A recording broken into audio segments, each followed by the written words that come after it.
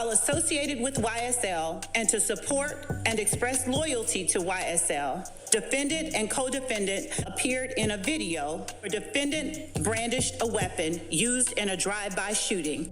December 28th, 2022, another defendant in Atlanta's YSL RICO case has taken a plea deal, making him the 7th to do so, and it seems he's been hit with the harshest punishment so far.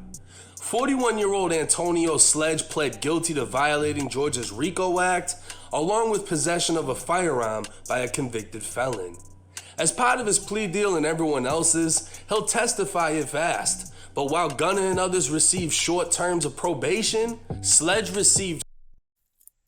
How you gonna be fat, a shooter, and a snitch, bro? RP my man Thug, bro. Like, if I were into some I can't English, I almost said racketeering. If I... some racketeering. Racketeering. No, if I was in some racketeering bullshit. Not racketeering, baby. If I was in some racketeering bullshit, bro, like, let's be honest. Either A, you set it up in a way for whoever gets caught goes to jail by themselves. Or you set it up in a way you don't fucking have to Jack Sparrow and go down with the ship when Kraken comes. You know how much hatred I had for, like, Orlando Bloom? Because he took the bitch that I wanted for Jack Sparrow. It's a lot. I have a lot of immigrant hatred. But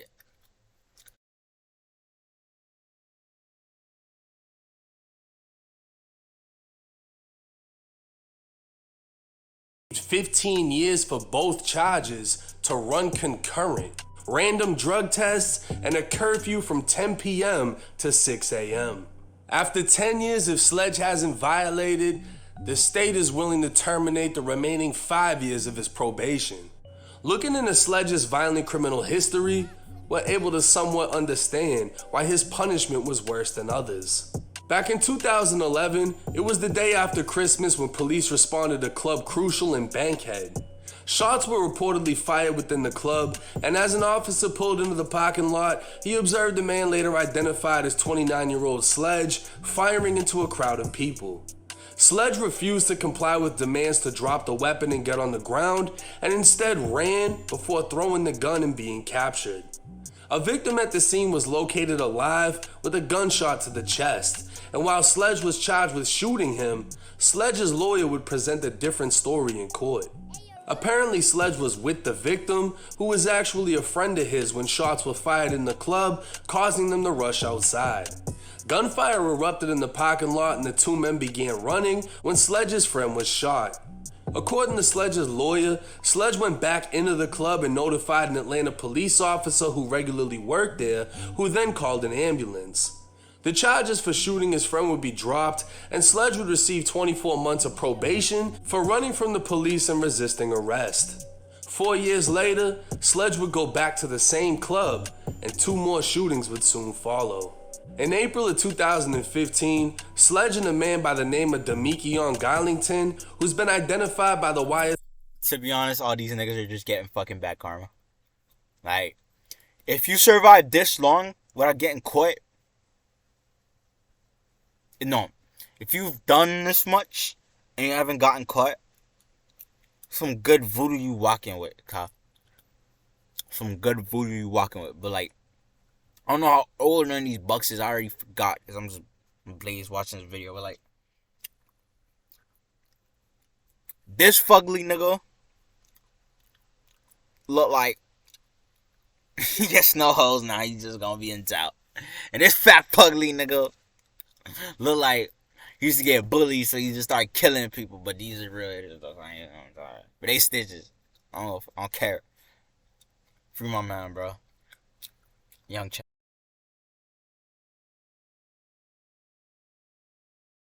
Fuck Gunna, bro. I had to unmute this right quick. Fuck Gunna, bro. Like we YSL indictment as Scarface. We're gonna head into that after that, bro.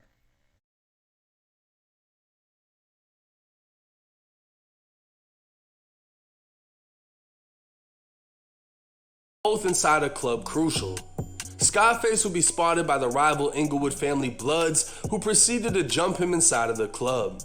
The fight would make its way into the parking lot where gunfire was exchanged, and Sledge and Scarface would flee the scene when Sledge made the decision to call Quindarius Zachary, another member of YSL, as they planned to retaliate. 2 months later, Scarface would be arrested on an unrelated charge and agreed to speak with 3 detectives. When asked about what happened at the club, Scarface would admit he was jumped, and this is where a member of YSL turns to YSTrial. Scarface would tell investigators Sledge went and picked up Zachary before the 3 men drove to the home where Darren Mills lived. Darren Mills being one of the Inglewood family Bloods that jumped Scarface. Scarface would go on telling investigators Sledge drove while Zachary fired shots into the home. 3 women were inside at the and I bumped into one of my brother's friend's mom, and she was just so thrilled that he had graduated this boot camp and then found a job and was really changing up his life. Time, and Darren's aunt would be woken after a bullet struck her in the ass. The house and car parked in the driveway would be shot multiple times, and an ambulance would arrive on scene transporting Darren's aunt to a hospital where it was determined she needed surgery. The 3 YSL members would then drive to Darren's brother's apartment where they would shoot up 3 different units, striking no one. Scarface would admit he was armed, but it was Zachary that did the actual shooting. When detectives contacted Zachary and interviewed him, he would also admit to what happened, but blamed Scarface for the shooting. So while the 2 shooters blamed each other, they both blamed Sledge for driving the vehicle. The 2 shooters would plead guilty, receiving a 10-year sentence in which they'd only have to serve 3 in prison, while Sledge would take an Alfred plea due to his co-defendant's statements against him, in which he was given 2 years in prison and 5 years probation. So essentially, Scarface was beat up in the club, Sledge took him to retaliate, and Scarface told on everyone, which resulted in Zachary telling on everyone, and all Sledge wanted to do was help another member of YSL get his get back.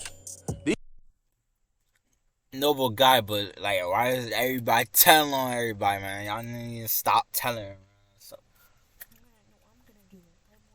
alright. Okay, especially. Yes, right. My foot. Bro, everybody just telling Reggie, oh, y'all just gonna slide and tell? I'm gonna tell on you then. Yeah. Y'all told on me too? I'ma tell. I'm gonna tell all of y'all. I'ma tell too. Yeah. But I'm gonna tell the public that I'm not telling. I think you're thinking of Gunner right there. Oh, well, yeah. You talking about somebody else? You feel me? Well, I'm talking about these guys. Some Pookie. YSL Scarface. Nigga, that look like fucking Sarfax, nigga. And snitched over failed drive-by. Oh, I didn't even read the title.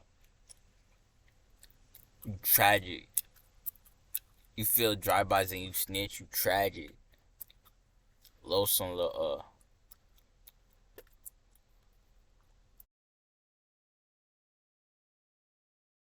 Be used to indict Sledge in the YSL RICO along with Scarface. And let's not forget, Scarface is also the one who told YSL's biggest snitch, Lil Woody, that they just killed Big Nut. And Scarface later spoke with detectives about the hit, saying he was with Young Thug when Thug spotted Big Nut outside of the barbershop before he was killed. Only 4 months ago, Scarface would respond to me exposing his paperwork, saying, yeah, I'm a rat, but I ain't gonna get touched. That's serious. With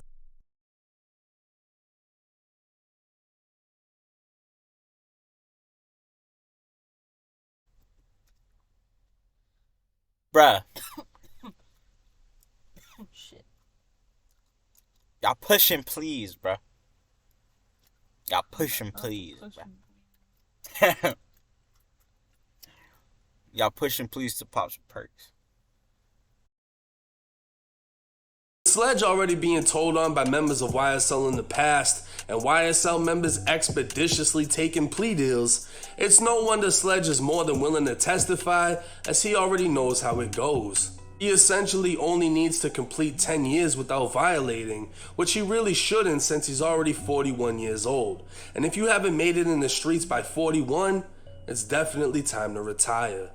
We'll just have to wait and see if he's called in to testify in the Man, all these fat dudes, snitches, they real. They real alright, but all these dudes just like